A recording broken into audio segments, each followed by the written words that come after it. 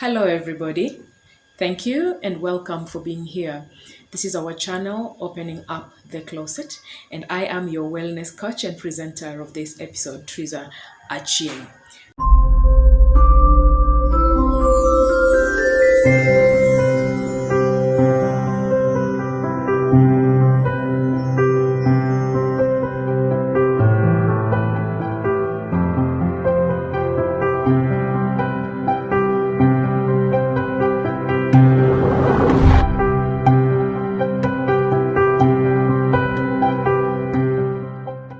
I want to thank you very much for being here with me as we talk about opening up the closet. We now understand that opening up the closet is us talking about what we have kept in our unconscious, in our minds, these things that do not let us move forward. We try to live an all-round life. We try so much to be there for ourselves, but something stops us or hinders us. In this closet, we also have success stories, some that we have not known even how to negotiate or go around, and we have tucked them in there. We have strengths that we sometimes we don't even realize that they are there, but people see it in us. We need to try and dig into our unconscious, our closets, and find all these great stories about us so that we can get them out. They help us survive, they help us move. Everyone has a purpose. We just need to find it. They are in the closet. If you cannot tell your strengths from your weaknesses, right? You cannot tell, you cannot move forward because there are some of these unfinished businesses that you have within yourselves. Right now, we are not supposed to be talking about murders. We are not supposed to even be talking about, suicide. We are supposed to be at a level where we can handle what we are going through. And how do we do that? If we do not get a moment to talk to somebody else, if we do not take a moment to dig into our unconscious, into our brains, into our minds, and find out where is this originating from, then maybe we cannot be able to be holistic. We need to know who we are. What's your identity? What are some of these habits that are probably not making you reach where you want to reach? And that is why we are here. So thank you again very much. And please let us walk this journey together. Today, I want to take us back to a topic we had started way back called loss and grief. For those who have been watching my stories on my channel, Tripat, YouTube channel Tripat, then you have read a story, part one of loss and grief, that I started doing. I have received very many people writing to me and asking me to do second part of that story. Remember, when you start talking about loss and grief, it wakes up very many emotions in one, so you have to get time to deal with them too. I have reached a point where I have tried really dealing with mine, but then those emotions just still come up when they are scratched, and it is good that we scratch them because then I have to identify points where I'm still not okay, that I still have to work on. So in that story, part one, I talked about the loss of my first child, my son Kyle Mitch, and I reached a point where I said that I had already realized that my son was now dead, and the reason for him dying was because the house help had choked him on porridge.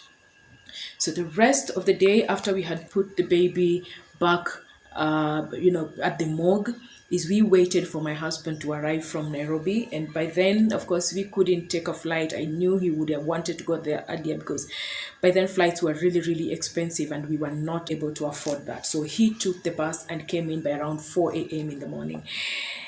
And this brought fresh tears, and we started mourning afresh. I had gone through this in the course of the day alone, but now that there was someone else that was, was having my back, really, I felt comfortable with, I started mourning afresh. My husband, I felt, had questions that he could not ask me, like what happened. I wasn't really in a state to try and talk about that. The good thing is we were at my mother-in-law's house because my house was a bit too small. It was just a bed sitter then. We were just starting our lives together. So we had to move to my mother-in-law's place, which was spacious enough for guests to come. So by God's grace, the fact that my mother-in-law was there, she helped us go through that, and she's a very good therapist too. So we calmed down after some time, and the next day arrangements began because this was a small baby, and we buried a week after that. Made me really really sad again was the fact that I had to go to my husband's home for the first time ever to bury my child, carrying a body to go to your husband's place for the first time. I hadn't met people who were back at home, and they did not know me either, so they were going to know me this way. That didn't sound really right for me, but after long negotiations, we decided to take her home. And when I say long negotiations, I mean after my mother-in-law had set her foot down that we were going to do that. This is a lady that I hold with very high regards because she makes things move, she makes things happen. I really, really appreciate her, and everything went so well. There were so many guests, and this was just a small baby, and nobody knew me. I mean, she made it happen. This funeral had so many people. This calmed me down immediately. Social capital, we talk about that. By then, I hadn't made enough in the home where I had gone, so clearly that home had done good social investment. And from my home, I had done my part too, and there were so many people who had come to mourn with us. So a bit fast forward is after we had buried our son, and this was really, really painful for us. A month later, we were so excited to realize that we were carrying another child. And 9 months later, we had a bouncing baby girl, sorry, called Sandra Imani. Sandra Imani, unfortunately, her life was cut short 2 months after she was born. We were sleeping a normal night, though she had a small breathing problem.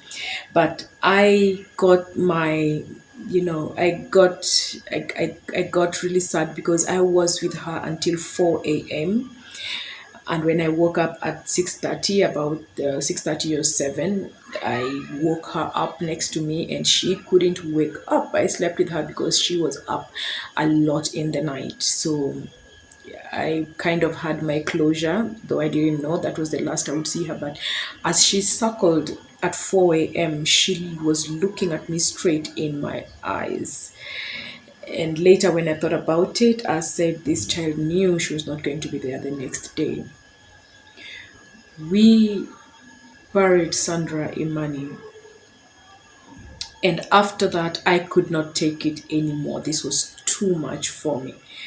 I broke down. I couldn't just take anything about children. This was a very long, agonizing period for me. I lost other three pregnancies after that because the thought that I would have that child and that child would pass on really scared me. So every time I got pregnant, I lost the baby until through a friend I enrolled for counseling, psychological counseling, and I did that for 2 years straight. The most funniest thing, reasons why I say talk helps, is immediately I graduated. That same year, I got pregnant, and the story is a long one because now I have three adorable babies. And it was all in my mind because I thought I would never do that again. Because reasons why my children passed on were independent reasons, they were not similar. So I wouldn't say they were sick or anything like that. So for me, I kept asking my God, why? What has happened? What did I do?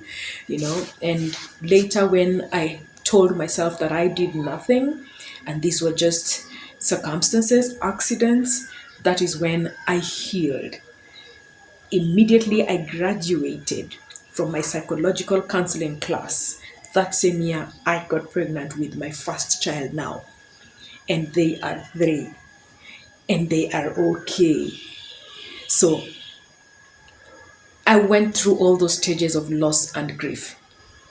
Kubler-Ross, a theorist, tells us that there are stages of loss and grief, and if you don't negotiate them well, then you kind of just do circles and you cannot heal. All right. So we are looking at denial. I denied. If you watch my first story, you will see what happened. We are looking at anger, bargaining with God. God, what is it? We are gaining with myself. What do I do? What have I done? What should I do? Depression. When I kept losing my babies, I couldn't just bear the fact that I would have another child who would pass on immediately after being born. And then later, after my graduation, then now I accepted what was happening. And I said, this is not about me. This was independent circumstances, and I have to move on because I still want to have babies. And when I tuned my mind and got off that state where I felt sorry for myself, that is when good things started happening to me. So I am here to say that no matter what it is, let us talk about it. There could be a way out of it. There could be someone who's gone through that or worse, and they could share with us what they did or what happened. Our brains, our minds hold so much. And if we just keep sitting there and not opening up to anyone, then we perish. They say, if you're a Christian, we perish because of lack of knowledge. Yet, we will talk about communication and strategies of communication so that people learn how to get off their thoughts, so that people learn how to just mingle and share.